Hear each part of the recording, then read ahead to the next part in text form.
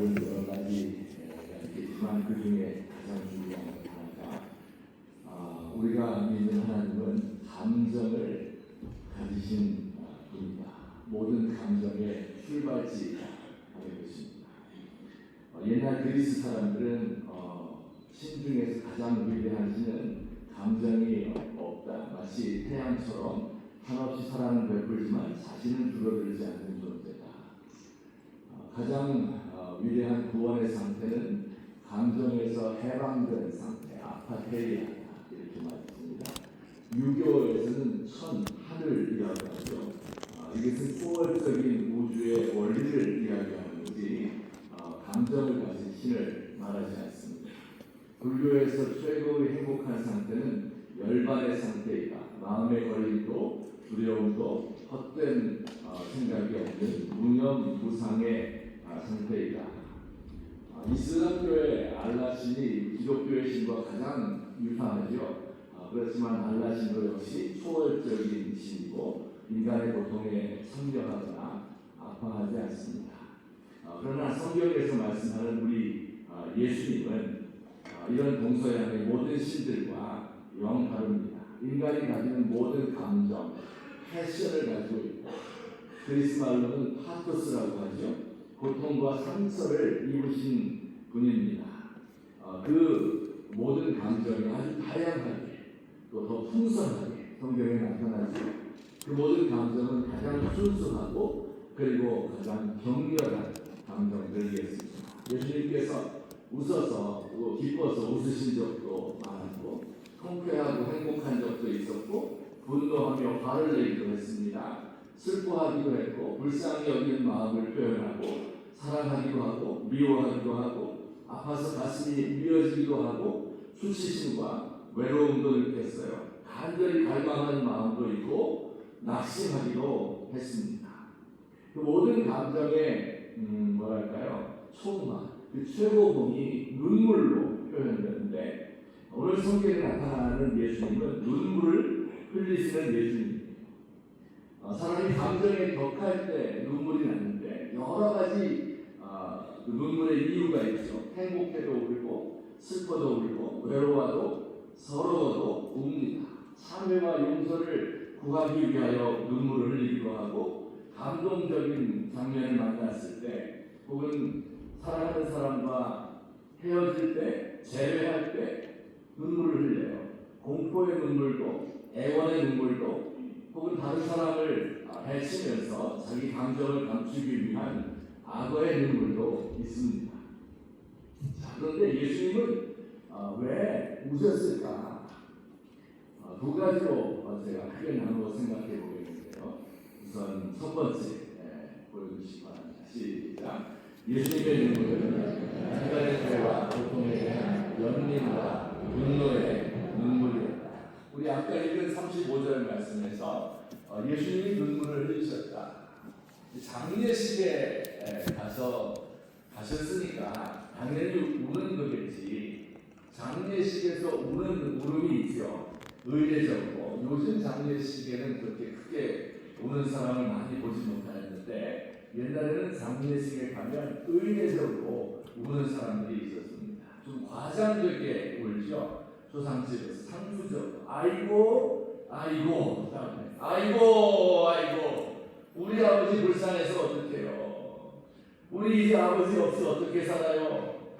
그러다가 아이고 아이고 근데 육개장은 간이 맞아? 아이고 서울 사시는 불제서 강림을 오셨대? 예수님이 초상집에 왔으니까 의례적으로 우는 것이 아니냐 이렇게 생각하기 쉬운데 그게 아니에요.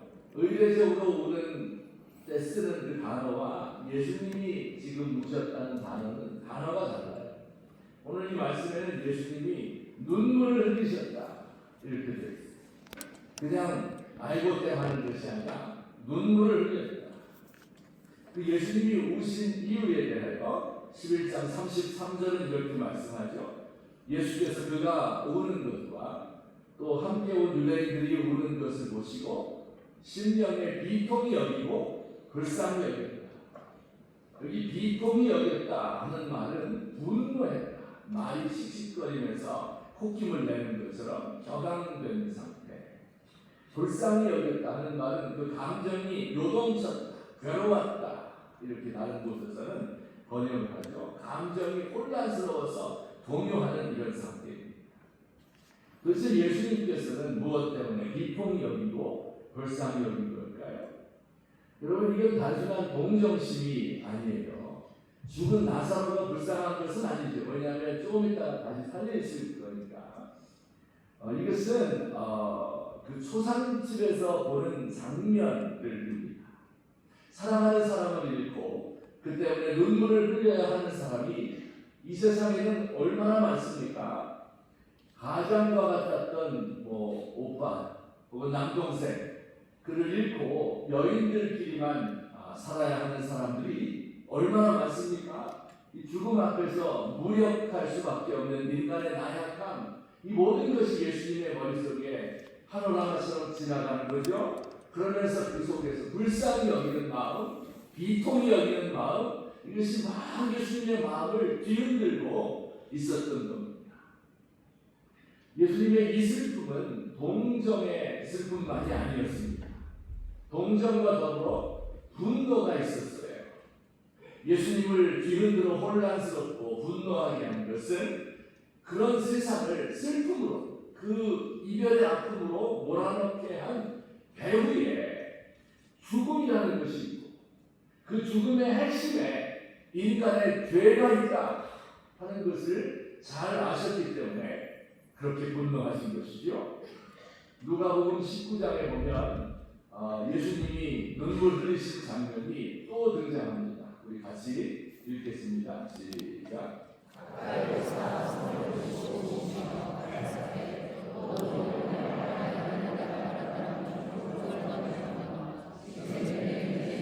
예루살렘 성을 보시고 십자가 지기 위하여 성에 들어오시면서 눈물을 흘리셨죠. 너도 오늘 평화에 관한 일을 알았다면 좋았을 뻔하였거니와 지금 내 눈에 숨겼다. 평화가 없다. 그런 뜻이. 예루살렘은 평화의 도성이 원래 그 의미가 안 돼요. 그런데 그 예루살렘에 평화가 있었던 적이 별로 없습니다.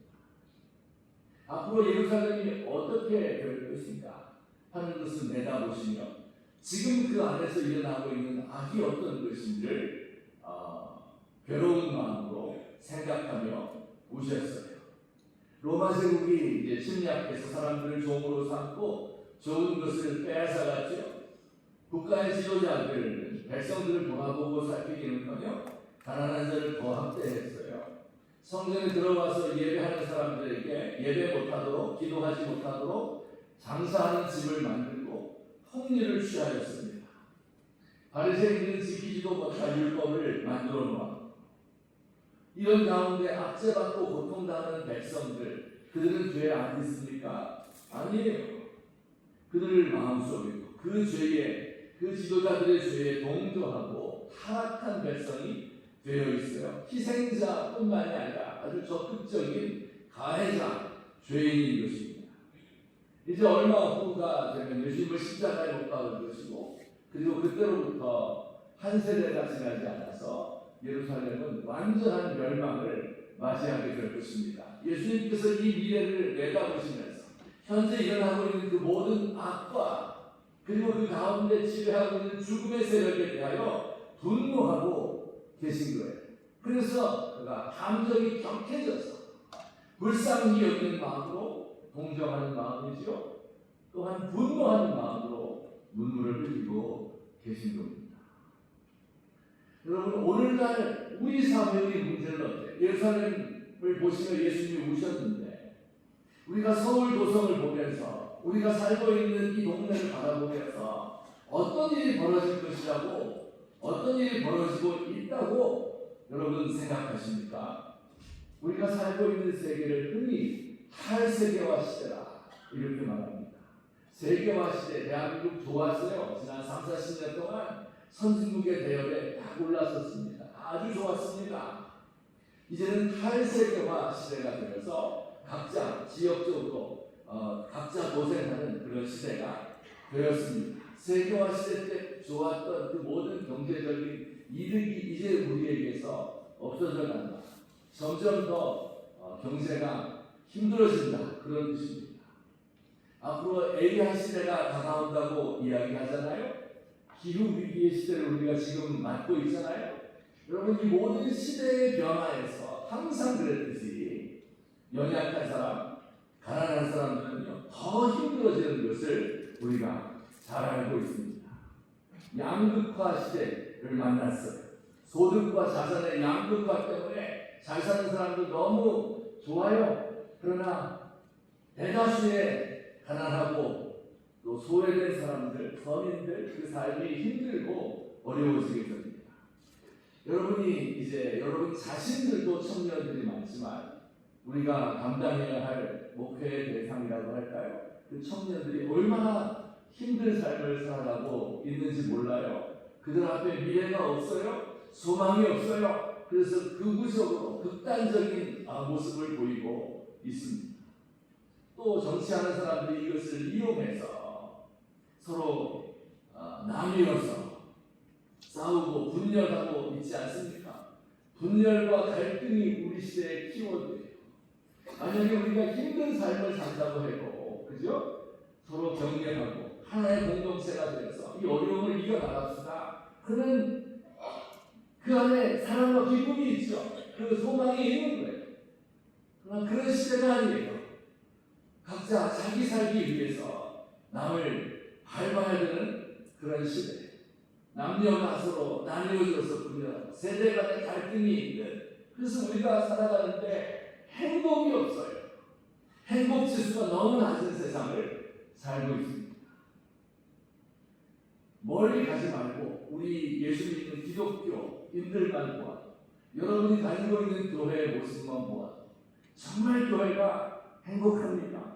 그 안에 생명이 넘치고 그 안에 사랑이 있고 정말 거기 사람을 구원하는 역사가 일어나는 교회라고 생각하셔요. 여러분, 그렇지 않아요. 불행합니다. 그래서 세상으로부터 조롱을 당하고 무시를 받고 있는 것이 우리가 함께 해야 할 교회의 모습인 것입니다. 여기에 어떤 소망도 찾아볼 수가 없고 우리 미래가 어떻게 될지, 여러분이 신학교에 나와서 공부를 하고 있지만 졸업한 후에 과연 우리가 정말 우리에게 주어진 목회 사역지가 있을지, 내가 일생 동안 먹고 살 수가 있을지, 이것을 잘 알지 못하는 거예요. 나 자신만이라도 하나님 앞에 바로 서고 그리고 충성스럽게 주님의 일을 감당하는 사람이다 라고 하면 얼마나 좋을까요?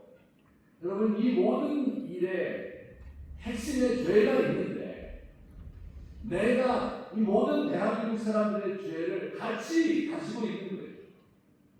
한국 교회를 질타하고 원망하고 잘못됐다고 비난하는데 그 똑같은 마음을 내가 가지고 있어요. 내가 한국 교회의 일부이고 내가 곧 한국 교회입니다.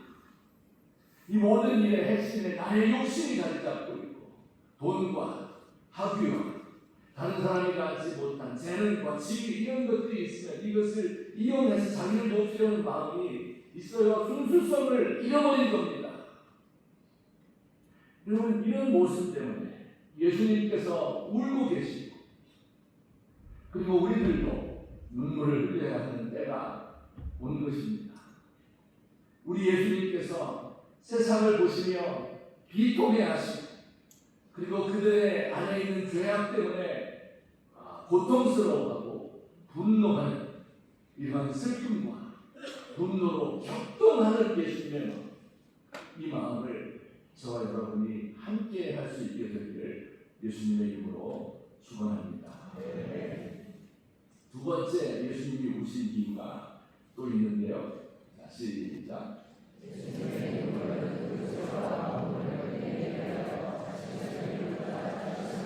네, 죄와 고통을 끝내기 위하여 자신을 드리고자 결심하는 눈물이다.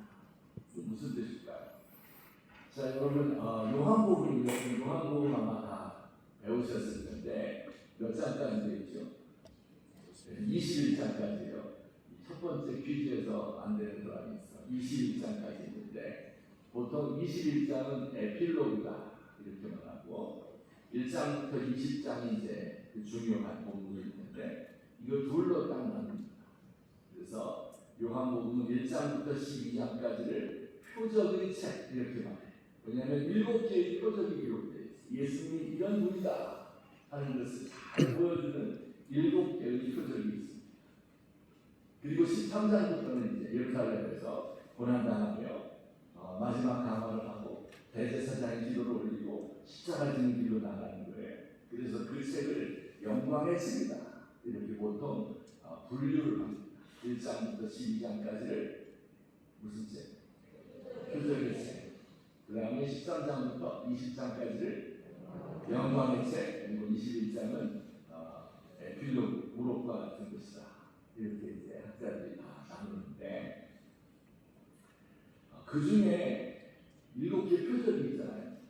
그 표적 중에 7번째 표적. 그리고 표적 중에 표적, 최고의 표적이 뭘까요? 그게 바로 죽은 나사로를 살린 그렇죠? 최고의 표적이죠. 그러니까 이 요한복음 11장은 표적의 책 중에 맨 마지막 부분에 해당되고 그 클라이맥스에 해당되는 거예요. 그리고 클라이맥스의 사건 내용이 쭉 기록되어 있는데 그 사건 기록 가운데 딱 한가운데 그 짧은 표현, 짧은 구절이 있는 거예요. 그 Jesus wept. 아주 성경에서 가장 짧은 구절. 예수님이 눈물을 흘리십니다. 무슨 뜻일까요? 여러분 지금까지 예수님의 모습은 표적의 책에 잘 기록되어 있는데 지금까지 성경에서 보여주고 있는 예수님은요 무언가 뭐랄까요? 그 표적을 보여주시지만 무언가 그 속에 예수님의 결심이 쭉 자라나오고 있는 거예요. 처음부터 예수님은 자신의 죽음을 예견했어요. 처음부터 자신이 성전이 되어서 무너지게 될 것을 예고하는 것이죠. 악한 세력이 지배하는 이 세상에서 구원을 선포한다고 하는 것은 악한 세력과 맞닥뜨리는 거잖아요. 그러니까 결국은 죽음을 맞이할 수밖에 없다. 이 죽음은 헛된 죽음이나 혹은 순교와 같은 차원이 아니라 자신이 나무에 달려서 죽고 모든 사람이 그를 보므로써 구원을 받게 된 과거에 이사야가 예언했던 그 모든 예언의 최종 성취가 십자가에서 일어나는데 그 십자가를 향하여 당신이 가고 있다 하는 것을 처음부터 알고 있었고 조금씩 표현을 해주고 있는 게 요한복음이에요. 예수님이 죽으셔야 사람들이 살아날 수 있고 예수님의 생명을 통해서 죽음이 정복된다 하는 것을 처음부터 알고 예견하고 있었어요. 그 십자가, 그 죽음 이것을 마음으로 준비하고 한적한 곳에 가서 기도할 때마다 그 십자가를 바라보고 그때가 다가옴을 느끼셨어요. 그래서 늘 소리 죽여, 숨 죽여, 눈물 흘리고 결심을 붙여가는 것이 표적의 책에 표적만 보여주는 것이 아니라 그 책의 내면을 흐르고 있어요. 그 표적이 나타난 최종 표적, 여기에 죽은 나사로를 살리는데 그 한가운데 예수님의 그 모든 그 십자가 지고자 하는 그 도상의 최고봉의 표현이 나와 있는데 그게 바로 눈물을 흘리십니다.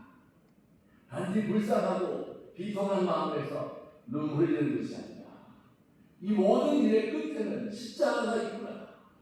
지금까지 내가 이것을 위하여 걱정하고 기도하고 결심해 왔는데 이제 이것을 마지막으로 결심해야 되는데 그때 눈물을 흘리십니다. 히브리서 5장 7절 말씀도 다시 한번 읽겠습니다. 시작. 그는 육체에 계실 때 자기를 죽음에서 능히 구원하시기 위해 심한 통곡과 눈물로 영과 소원을 흘렸고 들으심을 얻었느니라. 아멘. 이것은 예수님의 마지막 기도인 겟세마네 동산에서의 기도를 이렇게 묘사하고 있는 것이죠. 겟세마네 기름 짜는 틀, 마치 올리브에서 기름을 짜는 것처럼 예수님은 자신의 속에 있는 모든 액체를 다 짜내셨어요. 눈물을 흘려 땀을 흘렸고 땅에 핏방울이 떨어질 정도가 되었습니다. 예수님의 마지막 기도예요. 자기를 구원하시기 위해 심한 통곡과 눈물과 간구와 소원을 올렸다. 예수님의 마지막 기도이자 지금까지 드렸던 모든 기도의 총합입니다. 마지막 눈물이자 지금까지 드렸던 모든 눈물의 종합입니다. 아버지께는 모든 것이 가능하시오. 이 산을 내게서 옮기시옵소서. 이 기도의 제목이에요. 이 십자가 지는 게 너무너무 힘들고 고통스러워요. 이것을 좀 옮겨주세요. 간구하며 부르짖으며 눈물로 소원을 올린 겁니다. 그러나 하나님께서 그 뜻을 예수님에게 알려주시죠. 죽어야 된다. 근데 그는 심한 통곡과 함께 나의 뜻대로 마옵시고 아버지의 뜻대로 마옵소서 이렇게 자신을 내려놓은 겁니다. 완전하게 내려놓은 거예요. 그때 눈물이 쏟아져 나오는 거예요. 이게 마지막 눈물입니다.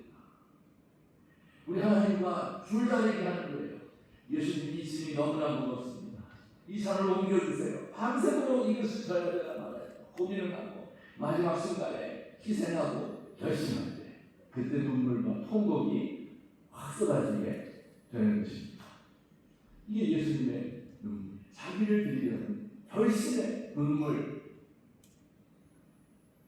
사랑하는 우리 가구 여러분, 우리 사랑하는 동료, 제자 여러분,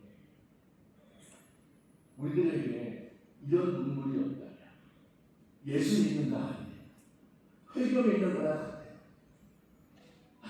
감정의 동요도 없이 편안한 것을 바라고 행복한 것을 바라고 이건 예수님의 마음이 아니에요. 성경이 말씀하는 하나님의 심정이 아닙니다.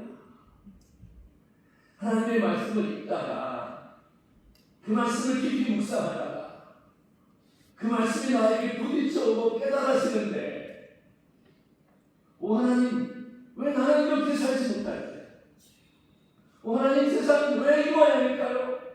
그리고 그 모든 세상의 악한 것이 어째서 내 속에 들어와 자리 잡고 나가지 않는 걸까요? 하나님 어떻게 하면 좋아요? 나 자신을 생각하면 비통하고 혼란스럽고 괴로워할 줄 모르는 성경 읽기 이것은 성경을 읽는 태도가 아니에요. 여러분 이제 목회자가 된다고 이제 이 자리에 와서 앉아있는데 나는 신학교에서 자격을 얻었으니까 3년 공부하고 LB를 받고 강도사 되고 목사가 되니까 이제 목회자야. 우리 아버지도 목사고 우리 4대째 예수 믿는 거야. 가업을 이어받아야 돼. 여러분 이거 아니에요. 그런 사람 목회 못해요. 여러분 예수님과 같은 그 눈물, 어떤 눈물? 성도를 바라보면서 슬퍼하고 왜 이렇게 살아야 돼? 왜 이렇게밖에 안 될까? 분노하는 마음, 치솟아오르는 그것을 해결하기 위해서 화를 내고 성질을 부리고 설교할 때 소리 지르고 저도 소리 지르고 있네. 이렇게 하는 게 아니고요. 그 내 안으로 끌어들여서 내가 희생하고 내가 이 사람들을 감당해야 되겠다. 그 아픔 가운데 결심하는 눈물, 나를 내려놓는 그 눈물, 이것이 없이 목표는 아니지. 사뿐이지. 전 아직 부교역자라서 담임 목사가 되면 그렇게 할 것 같아요. 여러분, 그 사람이 그 사람이에요. 부교역 안수받으면 달라질 것 같아요. 안수받기 전과 그 다음에 신학교 졸업하고 뭐 달라져요? 그 인간이 그 인간 똑같은 사람이에요. 여러분, 지금 여러분이 맡겨진 그 양떼를 위해서 눈물 흘리지 않는 사람은요, 안수받고 목회자가 돼도 똑같이 눈물 흘리지 않습니다. 지금 이 양떼 하나를 붙들고 이 사람, 이 아이를 어떻게 살릴 수 있을까? 왜 이 아이를 이렇게밖에 못 살까? 이를 둘러싸고 있는 환경이 너무 나를 분노하게 하고 이걸 어떻게 할까 할 능력이 능력은 없는데 그래서 어떻게든 하나님 나라를 희생해서 어떻게 해볼게요. 이 헌신과 결단의 눈물이 부교육자 때부터 없는 사람이 언제 그렇게 생긴단 말이에요. 여러분 중에 혹시 개척을 꿈꾸고 있는 분이 있습니까? 오다가 상가에다가 뭐 얻어놓고 이런 거 하나 걸어놓고 기타 치면 그게 사람들이 여러분 몰려 들어올 것 같아요? 절대 안 됩니다. 그렇게 해서 되는 것도 아니고 그 돼서도 안 돼요. 그렇게 하는 거 아니에요. 오늘날의 목회는요, 교회 없는 곳이 없어요. 지역별로 지역교회가 중요한 게 아니라 대상, 파퓰레이션 그룹, 인구 그룹, 이게 누구를 대상으로 하느냐가 중요해요.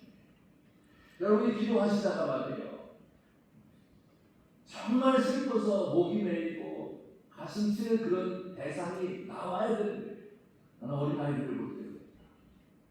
부모 없는 청소년들을 볼 때요. 열광하신 노인들을 볼 때요. 장애인들을 볼 때요. 외국인 노동자들을 볼 때 내 마음이 고통스럽다. 탈북자들을 볼 때요. 여러분 이런 마음이 생길 때 기도만 하면 그들이 머릿속에 떠오르고 기도만 하면 불쌍하고 기도만 하면 분노가 일어나고 기도만 하면 내가 어떻게 이들을 위해서 헌신할 수 있을까 하는 그 눈물이 있는 그 대상, 그를 위해서 목회하는 것. 이게 특이해요. 혹시 여러분이 나는 그냥 공부만 하려고 왔어요. 공부 신학자가 되고 싶어요. 여러분 공부 좀 잘하고 영어 잘하고 외국 가서 공부하고 머리 좋고 그럼 신학자 되는 거예요.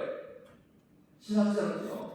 이 조국 교회를 바라보면서 울 수 있는 사람이어야 되는 신학자는 내 목표만 하는 게 아니잖아요. 이 전체를 바라보는 거 아니에요. 이 전체 대한민국을 바라보면서 우리 민족의 미래를 바라보면서 한국 교회를 생각하면서 그 마음에 불쌍히 여기는 마음과 분노와 아픔이 있고 내가 무엇을 위해서 헌신하면 좋겠습니까? 어떤 어려움도 내가 감당하고 싶습니다 하는 허목과 고통의 눈물, 헌신의 눈물, 이것이 없이 무슨 신학자가 된다는 말입니다. 여러분 오늘날 대한민국이 왜 이렇게 힘들고 된 것 같아요? 눈물 흘리는 정치가 없는 거예요. 가짜로라도 끄물렸으면 좋겠는데 없어. 내가 제일 잘났어. 여러분 어떤 의사가, 어떤 법관이, 어떤 검사나 판사가 나의 판결 하나 때문에 죽어나갈 사람들을 바라보며 그들의 형편을 바라보며 불쌍히 여기고 기도하고 눈물을 나면 어디 있어요? 있어요? 한 명도 없어요. 우리에게 주어진 어린아이들을 바라보며 그들을 위해서 고통하는 우리의 청년들을 바라보면서 괴로워하고 눈물 흘리는 지성들이 있습니까? 오늘날 청년들을 이끌고 있는 지성들이라고 하면 전부 자기가 자랑하고 잘났고 그 중에 눈물 흘리는 사람이 없는데 이것이 우리 시대의 문제인 것입니다. 우리 사랑하는 한국 여러분, 이제 우리가 이 길에 들어서 여러분 결심을 했는데 우리 하나님 앞에 먼저 기도합시다. 하나님 나에게서 이 눈물을 회복시켜 주세요. 우리 예수님이 어떤 마음으로 우셨는지 어떤 마음으로 사셨는지 저에게 알려주시기 바랍니다. 간구하시는 저와 여러분 계십니다. 우리 주님의 이름으로 축원합니다. 한 가지 예만 드리고 찬송하고 마치도록 하겠습니다. 제가 소개할 찬송은 387장인데요. 이 찬송은 미국 선교사인 윌리엄 베어라는 분 그리고 그의 아내 애니 베어의 이야기예요.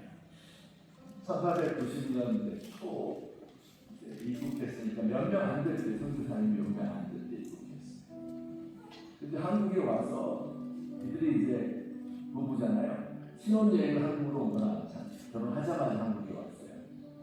너무 큰 고생을 했어요. 집을 얻어야 되는데 부산에 도착했는데요. 사기꾼 만나가지고 돈을 다 날려버렸어요. 아주 힘들었어요. 제일 힘들었던 것은 첫 아기 딸을 낳았는데 돌을 지났을 때 뇌수막염으로 죽어서 한국에 묻은 거예요.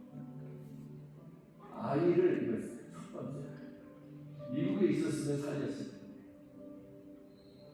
남편 이 윌리엄 베어의 선교사님은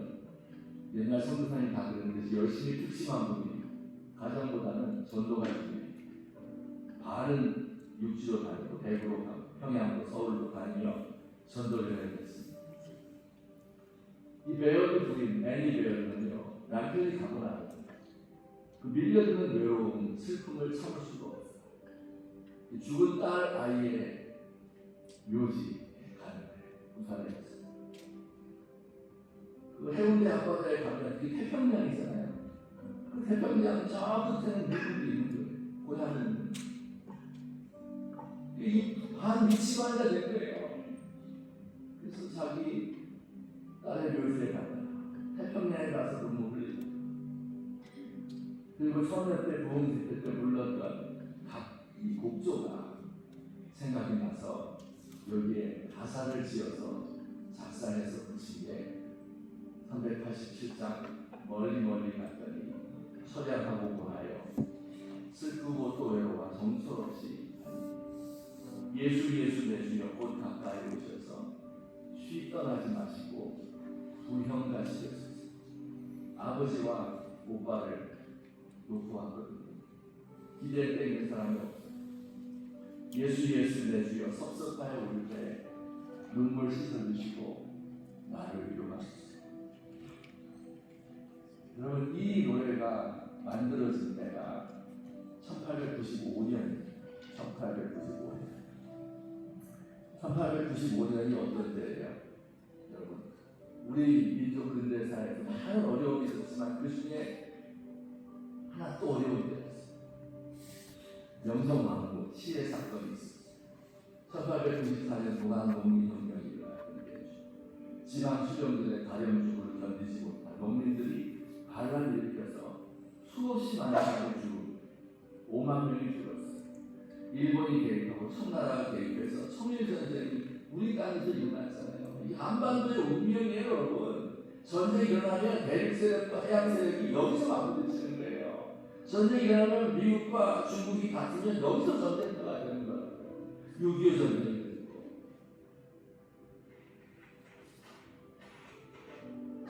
이 강대국의 투마도 있어. 우리나라의 운명은. 그래서 1895년에 기세등등한 이 일본의 낭인들이 명성황후를 시해합니다. 여러분, 이 애니 베어드가 자기 자신의 아픔, 자기 자신의 눈물, 대한민국 조선의 백성들의 눈물을 합쳐서 하나님 앞에 이 노래를 만들어요. 그 마음에 불쌍한데, 자기도 불쌍한데 이 백성들 더 불쌍해. 이거 어떻게? 나는 이런 괴로움을 가지고 있는데요. 나는 이 백성들 더 힘들어요. 어떻게 하면 좋겠어요? 그가 자신을 잃고 낙심한 것이 아니라 그 눈물과 더불어 결심이 생겼어요. 결심. 나를 희생해서 무엇이라도 해야 되겠다. 우리 가정이 여기에 하나님의 미랄이 되어야 되겠다.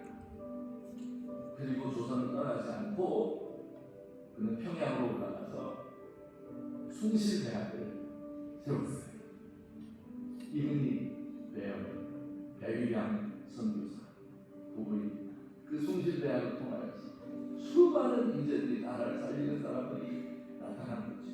그 눈물 위에, 한 여성의 고통의 눈물 위에, 여러분도 슬플 많이 있는 삶인 줄 알아요.